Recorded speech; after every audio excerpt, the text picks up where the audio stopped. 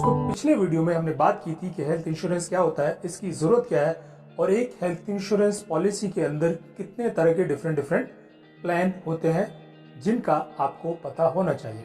इस वीडियो में दोस्तों हम बात करने वाले हैं कि जब भी आप कोई insurance policy, health insurance policy लेने का प्लान करते हैं, लेने का विचार करते हैं, तो वो कौन कौन सी चीजें हैं जिनके बारे में आपको पहले से पता होना चाहिए, अदरवाइज आप बड़ा नुकसान भी उठा सकते हैं। तो आइए शुरुआत करते हैं। जो सबसे पहला दोस्तों बेनिफिट है वो होता है cashless hospitalization and claim settlement process. तो इसमें आपको देखना यह जरूरी है कि वो इंश्योरेंस कंपनी का क्लेम सेटलमेंट रेशियो कैसा है, बहुत ज्यादा क्लेम डिनायल तो नहीं करती है, या उनका कस्टमर सपोर्ट कैसा है, और मोस्ट इंपोर्टेंटली डिस्चार्ज के समय पे वो कितना समय लगाते हैं आपको फाइनल अप्रूवल देने के लिए। दूसरा, आप ये जरूर देख लें कि उसमें जो फैमिली हेल्थ इंश्योरेंस आप ले रहे हैं या फैमिली फ्लोटर प्लान ले रहे हैं, तो उसमें कवरेज की क्या क्या कंडीशंस हैं, उसमें कहीं पे कुछ क्लॉज तो नहीं लगे हैं, और आप हमेशा फैमिली फ्लोटर प्लान ही चूज करें, ये मेरा रिकमेंडेशन है। तीसरी सबसे बड़ी बात कि आप इंश्योरेंस का अमाउंट जो सेलेक्ट करें उसको वाइजली सेलेक्ट करें।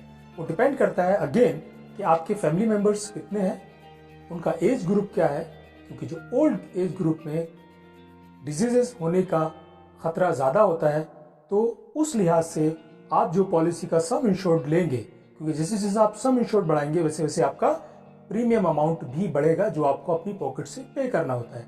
तो आप अपनी अर्निंग के हिसाब से और अपनी फैमिली मेंबर्स के हिसाब से, उनकी नीड के हिसाब से अमाउंट डिसाइड करें कि वो बहुत कम भी न रह जाए जरूरत पे, और वो बहुत ज्यादा भी ना हो कि आपकी जेब पे प्रीमियम का भार पड़े।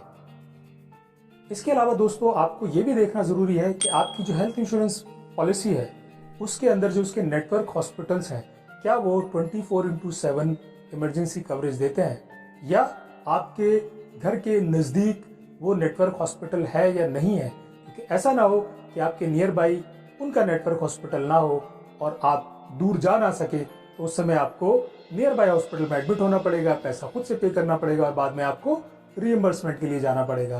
थर्ड दोस्तों ये भी देखना जरूरी है कि आप अगर यंग कपल हैं तो आप मैटरनिटी बेनिफिट जरूर ऑप्ट करें।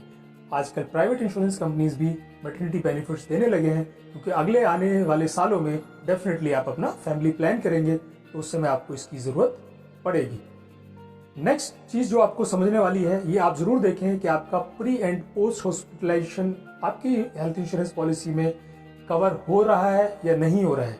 जनरली 30 दिन पहले और 60 दिन बाद हॉस्पिटलाइजेशन के जितने भी खर्चे होते हैं वो इंश्योरेंस कंपनी आपको पे करती है रियम्बर्समेंट के तौर पे। तो फॉर एग्जांपल आप मान लीजिए 24 घंटे के लिए आप हॉस्पिटलाइज हुए पहली तारीख को जनवरी में, तो आपको दिसंबर महीने में जितने भी आपने कंसल्ट किए होंगे, जो भी आपने डायग्नोस्टिक टेस्ट कराए होंगे, वो सब इंश्योरेंस कंपनी पे करेगी। सिमिलरली डिस्चार्ज होने के बाद यानी कि जनवरी और फरवरी दोनों महीने के अंदर जो आपके खर्चे होंगे डॉक्टर को दिखाने का, फिर से कोई जांच करने का, छोटा मोटा कोई प्रोसीजर करने का, वो खर्चे भी इंश्योरेंस कंपनी आपको पे करती है, जिसके लिए आपको रियम्बर्समेंट क्लेम डालना पड़ता है इंश्योरेंस कंपनी के लिए।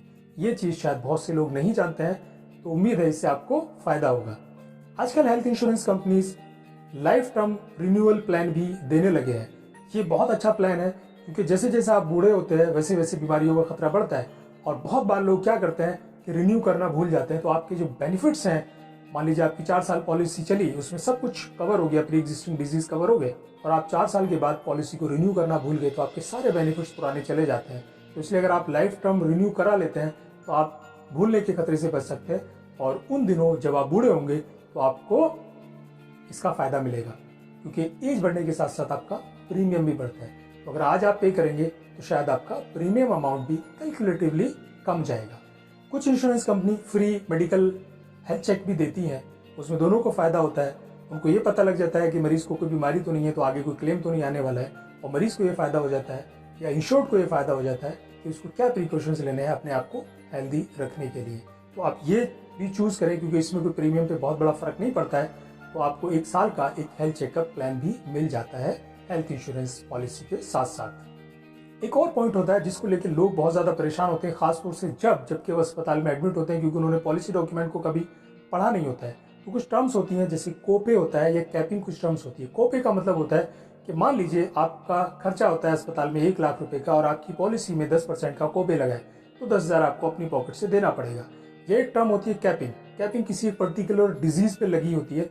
तो फॉर एग्जाम्पल कैटरेक्ट की सर्जरी के लिए इंश्योरेंस कहती है कि जी हम 30,000 रुपए का कैपिंग है, तो आपको 30,000 ही पे करेगा। उसके ऊपर का अगर कुछ खर्चा होगा तो आपको अपनी पॉकेट से पे करना पड़ेगा। तो ये टर्म्स भी आप हेल्थ इंश्योरेंस प्लान लेते समय जरूर देख लें कि इस तरह की कोपे या कैपिंग की क्लॉज तो आपकी पॉलिसी में नहीं है।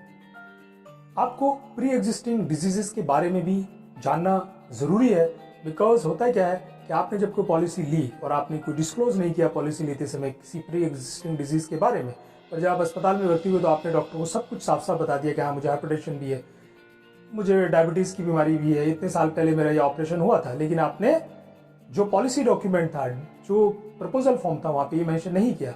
और जब ये हिस्ट्री इंश्योरेंस कंपनी को जाती है तो इंश्योरेंस कंपनी उसको रिजेक्ट कर देती है आपके क्लेम को। तो अगर आपको कोई प्री एग्जिस्टिंग डिजीज है तो उसको डिस्क्लोज जरूर करें अपनी पॉलिसी में। और ये भी पढ़ लें कि किसी प्री एग्जिस्टिंग डिजीज को कवर करने के लिए कितना वेटिंग टाइम लगता है आपकी पॉलिसी में, उसके बाद ही आप उस डिजीज के लिए आगे जाएं ट्रीटमेंट के लिए। जनरली ये प्लान सर्जरीज में अक्सर होता है। एक और दिक्कत वाली बात होती है, जब अस्पताल में मरीज होता है भर्ती, उस समय जब इंश्योरेंस से अप्रूवल आता है, मान लीजिए 1 लाख के बिल पे उसने आपका 90,000 ही पे किया, बाकी नहीं पे किया। अब लोग कहते हैं क्यों, ये तो कैशलेस प्लान है। कैशलेस है सिर्फ उसके लिए जितना एक्टिव लाइन ऑफ ट्रीटमेंट पे खर्चा हुआ है।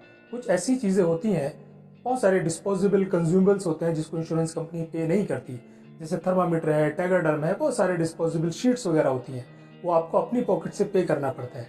तो इसके लिए आप अस्पताल से लड़ाई झगड़ा ना करें, ये इंश्योरेंस कंपनी और IRDA की गाइडलाइन के अकॉर्डिंग होता है। हाँ, आप उनका लिस्ट जरूर मांग सकते हैं अस्पताल से कि आप बताइए वो कौन कौन से नॉन पेबल आइटम्स हैं जो मुझे पे करने की जरूरत है। और लास्ट दोस्तों, सम इंश्योर्ड और प्रीमियम अमाउंट को जरूर कैलकुलेट कर लें आप अपनी इनकम के हिसाब से, अपनी फैमिली मेंबर्स के हिसाब से, और आपके एज ग्रुप क्या क्या है आपकी फैमिली में उनके हिसाब से।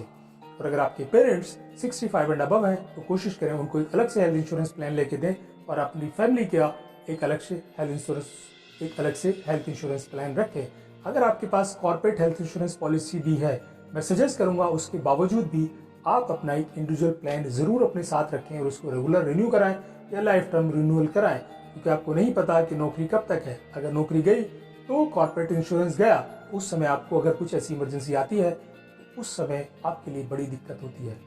तो दोस्तों, मुझे उम्मीद है आपको ये वीडियो आपकी जानकारी भरा रहा होगा, और अगर आपको वीडियो अच्छा लगा तो इसको लाइक करें, शेयर करें और चैनल को सब्सक्राइब करना ना भूलें। Thank you.